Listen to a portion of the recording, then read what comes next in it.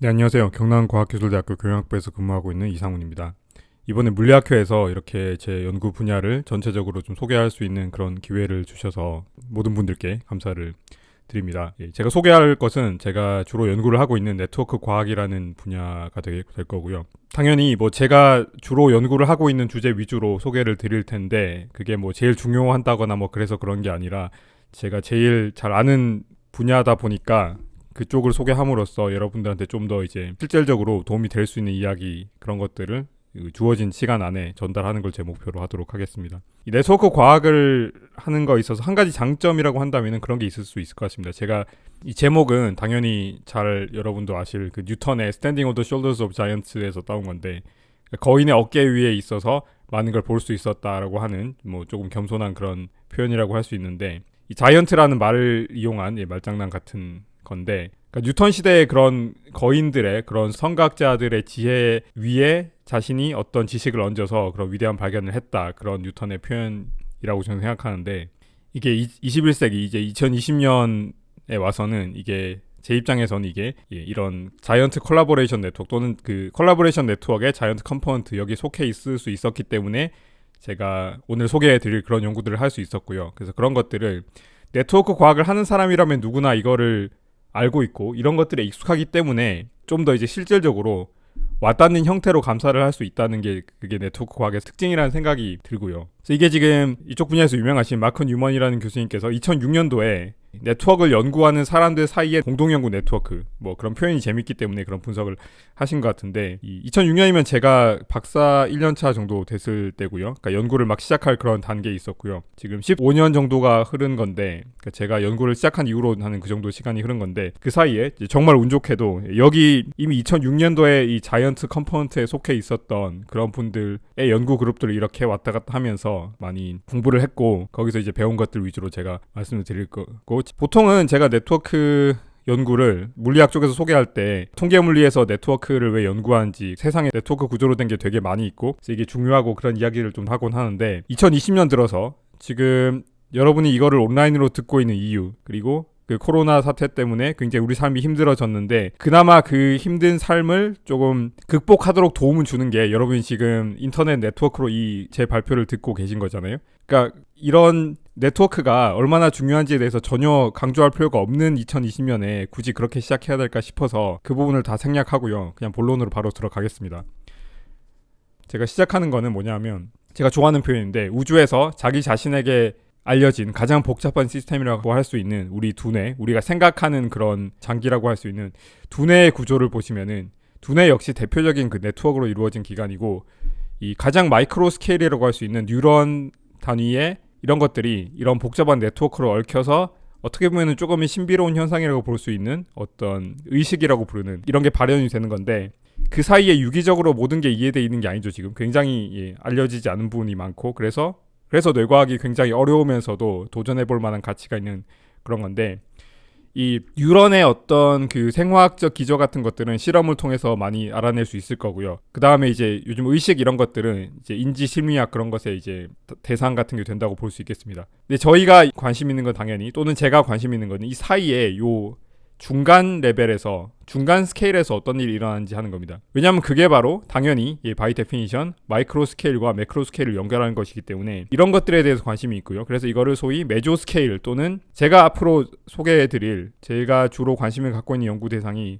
네트워크에 어떤 숨은 구조가 있는지 히든 스트럭처에 제가 관심이 많은데 그런 것들을 위주로 제가 발표를 드릴 수 있도록 하겠습니다. 그래서 이거는 흔히 뭐 네트워크 입장에서 그러니까 브레인 네트워크를 초창기 연구했던 사람들이 이제 그 각각의 부분들이 어떤 특수한 그 기능을 수행하는지 그런 것들에 대해 밝혔던 그런 연구가 될 거고요. 본격적으로 네트워크가 어떤 건지 소개해드리면은 네트워크라는 거는 기본적으로 우리가 어떤 관심 있는 시스템을 구성하고 있는 대상이 있을 거고요. 이거를 노드 또는 수학적 언어로는 버티시스라고 부르게 되고요. 이런 것들 사이에 연결 구조에 대한 학문이 또는 그거를 연구하는 게 네트워크 과학이라고 볼 수 있습니다. 그래서 제가 의도적으로 이렇게 막 단순히 그냥 연결이 있다 없다가 아니라 굵은 연결, 뭐 얇은 연결, 방향성 있는 연결 다 썼는데 그래서 요즘은 이런 것들을 다 연구를 해야 되고 심지어 이런 것들이 막 시간에 대해서 바뀌기도 하고 그런 건데 이런 구조가 네트워크 구조고요. 이거를 수학적으로 흔히 표현하는 방식이 소위 어제이선시 매트릭스입니다. 그래서 1번에서 2번으로 가는 연결이 8만큼 있다라는 게 여기 있고 대신 2번에서 1번으로 가는 거 없고 그런 식으로 다 연결이 되는 것들이죠. 네트워크 아시는 분들은 다 익숙할 그런 이야기가 될 거고, 이런 좀 추상적인 이런 수학적 구조라고 할 수 있는 네트워크에서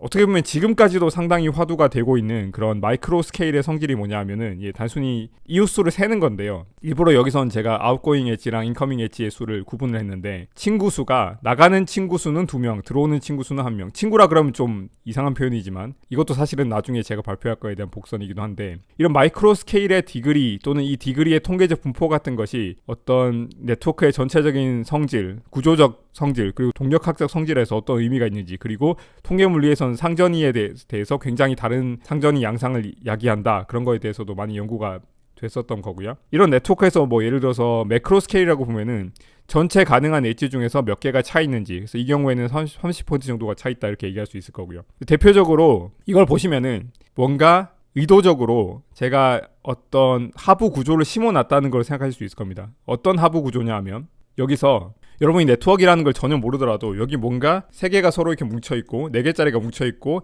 얘네들 사이에는 좀 스파스하게 연결되어 있는 것 같다고 생각할 수 있는데, 이게 뭐 아시는 분들 아시겠지만 소위 커뮤니티 구조라고 부르는 그런 것들인데, 이게 어제선치 매트릭스 입장에서는 이렇게 블락 다이아고널로 표시되는 이런 어떤 난트리비얼한 히든 스트럭처가 안에 있는 것 같다라고 생각할 수 있고요.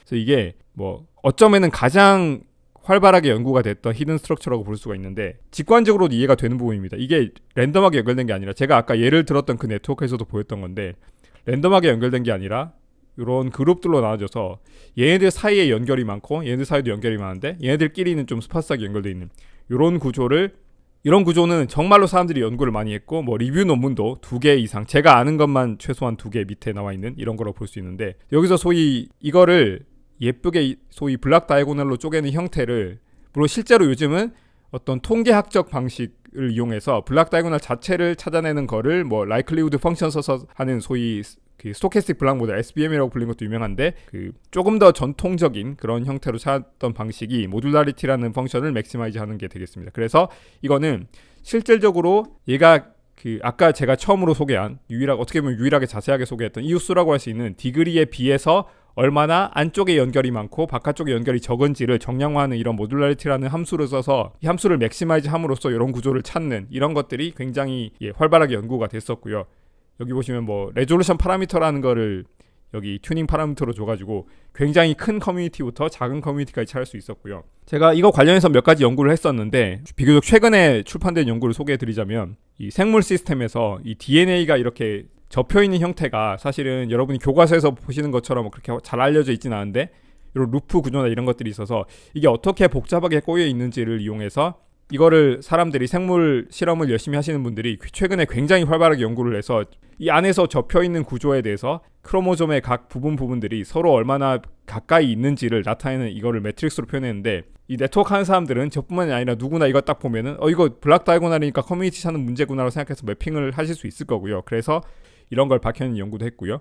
그래서 이게 작년에 출판됐는데, 아까 말씀드린 그 감마라는 파라미터를 조절함으로써 굉장히 거대한 덩어리부터 짜잘한 덩어리까지 다 찾을 수 있었기 때문에 중간중간에 이미 알려져 있는, 생물학적으로 이미 알려져 있는 이런 구분들과도 비교를 해봤고요. 이 중간에 아직 생물학자들이 밝혀내지 못한 부분이 있다면 저희가 제시할 수 있을 거다라는 거를 작년에 이제 논문으로 출판한 바가 있고요. 이거는 사실은 커뮤니티 구조를 직접 안 해본 분들은 잘 떠올리기 쉽지 않은 일일 수 있는데, 우리가 보통 여기서 커뮤니티 찾으라 그러면 찾았다 그러고 끝난다고 생각하는데 그게 아닙니다. 커뮤니티 찾는 알고리즘 중에서 스토캐스틱 알고리즘 같은 게 있는데, 그거는 뭐 바이 데피니션 매번 다른 결과를 찾게 돼요. 그래서 10번 전부 다른 결과를 찾을 수도 있고요. 그 다음에 뭐 같은 결과만 찾을 수도 있겠는데, 이 보시면은 구조 자체가 확실하게 딱딱 나와진 게 아니라 중간에 어떤 브릿지 구조 같은 게 있습니다. 그래서 이런 브릿지 구조는 어떨 때는 이렇게 왼쪽에 속하고 어떨 때는 오른쪽에 속하고 이렇게 됩니다.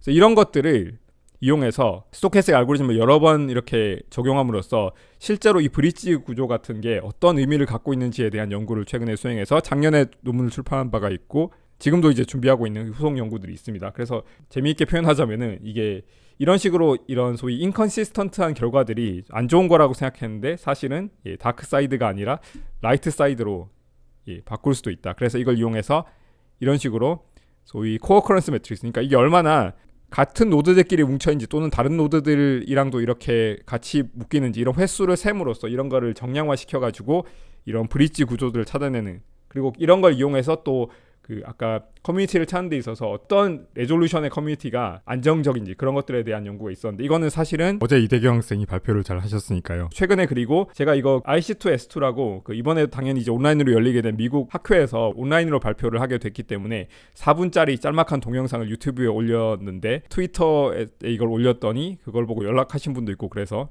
코로나 시대에는 이렇게 학회를 직접 못 가더라도 이런 그걸 계기로 해서 만들어진 이런 온라인 활동 같은 걸 통해서 연구를 열심히 홍보하고, 그때그때 좀 즉흥적일 수 있겠지만은 공동연구도 제안을 해보고 그런 것들이 이제 중요하지 않을까 생각이 듭니다. 그 다음으로 관심을 제가 가진 거는 이 코어 퍼리퍼리 구조라고 해서 중심 주변부 구조인데, 이거 확실히 커뮤니티랑은 다릅니다. 커뮤니티는 얘네들도 똘똘 뭉쳐있으면 두 개의 다른 커뮤니티가 되겠지만, 여기는 이 주변부끼리는 연결이 안 돼 있습니다. 그래서 이거는 어떤 하이라키칼한 그런 구조를 나타낸다고 볼 수가 있고, 또는 뭐 서울과 지방 생각해보면은 이 둘은 커뮤니티라고 볼 수는 없는 게, 지방 쪽에서도 다 서울 쪽으로 가려고 하기 때문에 그런 불평등한 구조들이 사실은 온갖 시스템이 다 있고요. 기본적으로 아까 모듈라리티 같은 거랑 비교를 하자면은, 이거는 똘똘 뭉쳐있는 걸 찾는 게 아니라 가장 중심부부터 가장 주변부끼리 이렇게 스코어를 준 다음에 얼마나 이런 식으로 생긴, 제가 흔히 얘기하는 뒤집어진 기역자 모양의 구조를 찾아내는지에 관심이 있고요.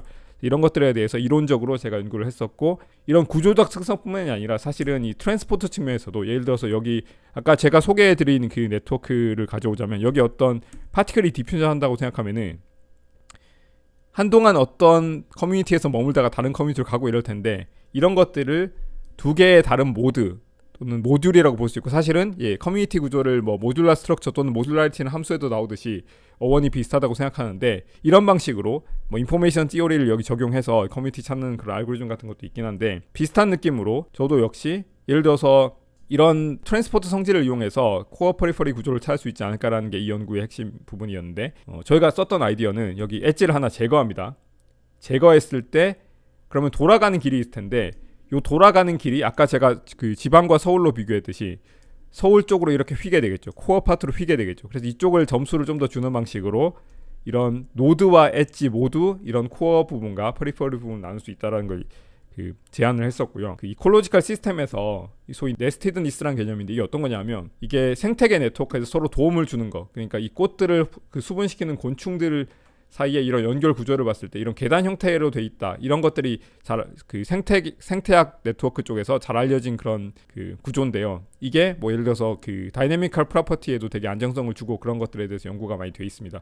이거 보니까 이렇게 생겼는데, 저희가 생각하는, 이거 약간 뒤집어 있어서 반대가 돼 있지만, 저희가 생각하는 이런 코어 퍼리퍼리 구조랑 되게 비슷한 구조를 갖고 있는 것 같아서 그거에 대해서 제가 연구를 했었고요. 이거는 최근에 이런 네스티드니스에 대한 리뷰 논문이 나왔는데, 그 리뷰 논문에서 이렇게 한 패러그래프로 거의 다뤄졌을 만큼 되게 뿌듯하기도 한데, 어쨌든 이런 연구를 제가 수행한 바도 있습니다.